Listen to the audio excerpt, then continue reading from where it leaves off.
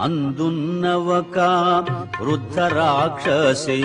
తోటి రాక్షసుల ఆవల ద్రోసి కావలెనన్నా నన్ను వధింపుడు సీతను మాత్రము హింసింపకూడు దారుణమైన కలగంటి నేను దానవులకది ప్రళయం మేను అని తెల్పె త్రిజట స్వప్న వృత్తాంతము భయకంపితలైరి రాక్షసీ గణము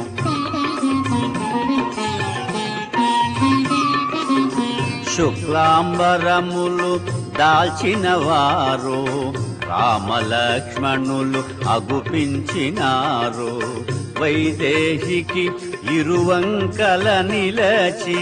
దివ్య తేజమున వెలుగొందినారు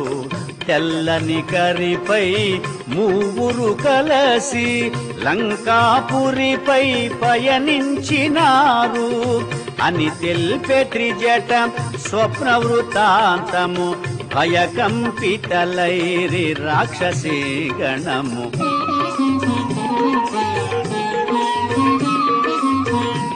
దేవతలందరూ పరిసేవింప ఋషిగణంబులు అభిషేకింప గంధర్వాదులు సంకీర్తింప బ్రహ్మాదులు మునుముందును దింప సీతారాముడు విష్ణుదేవుడై శోభిల్యను కోటి సూర్యతేజుడై అని తెల్పె త్రిజట స్వప్న వృత్తాంతము భయకంపితలైరి రాక్షసీ గణము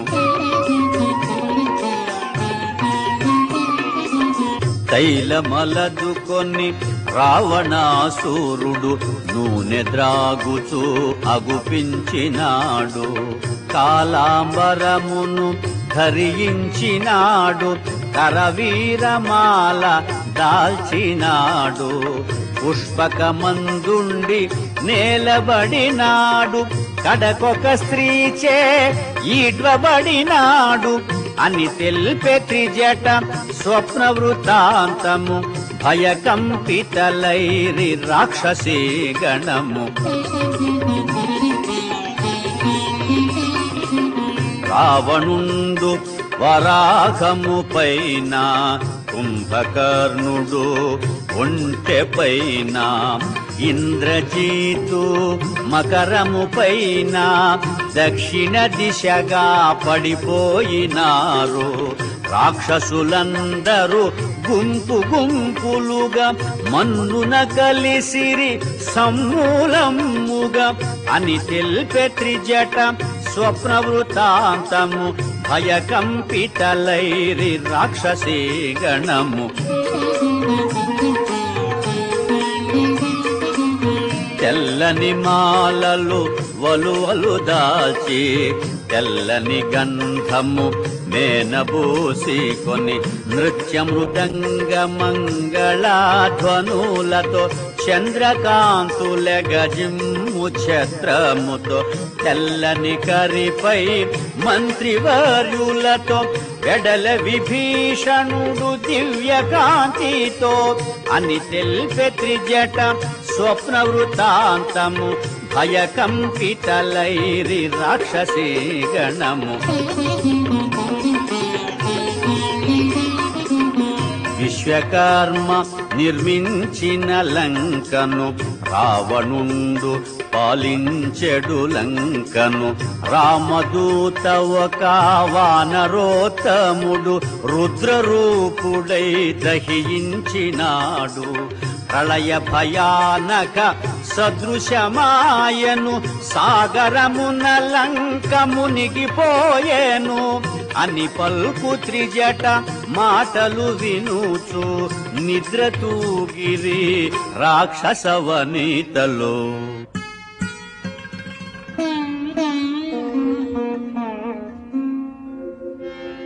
హృదయ తాపమున జానకి తోలుచు శోక భారమున గడగడ వణకుచు జరిగి జరిగి అశోక శాఖలను ఊతగాగొని మెల్లగా నిలచి శ్రీరాముని కడసారి తలచుకొని తన మెడ జడతో ఉరిబోసుకొని ప్రాణత్యాగము చేయబూనగా శుభశకునములు తోచె వింతగా.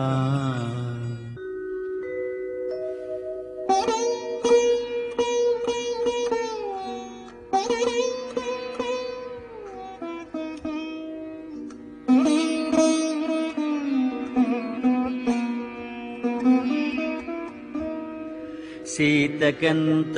దురవస్థ కటిల్లే నా తల్లి నెటుల ఊరడించవలే నన్ను నేనెటుల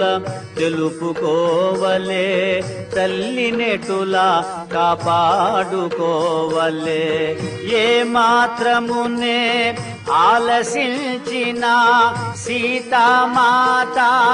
ప్రాణములుందున అని హనుమంతుడు శాఖల మాటున తహతహలాడుచు మెదల సాగెను.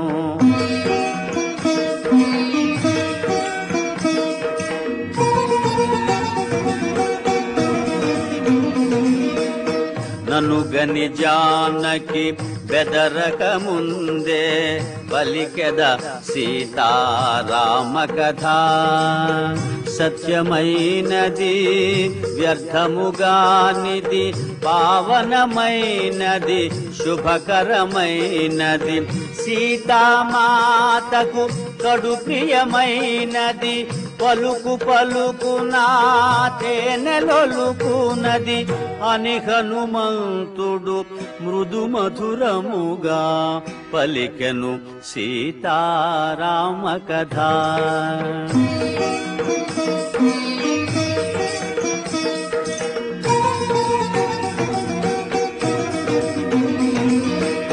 దశరథ విభుడు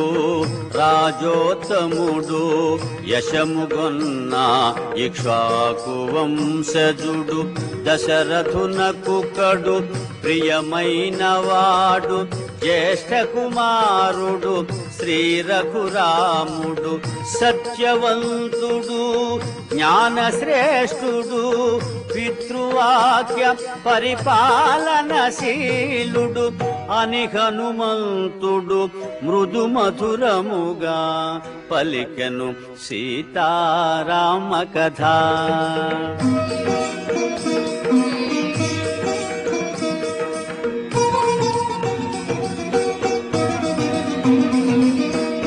శ్రీరాముని పట్టాభిషేకము నిర్ణయమైన శుభ సమయమున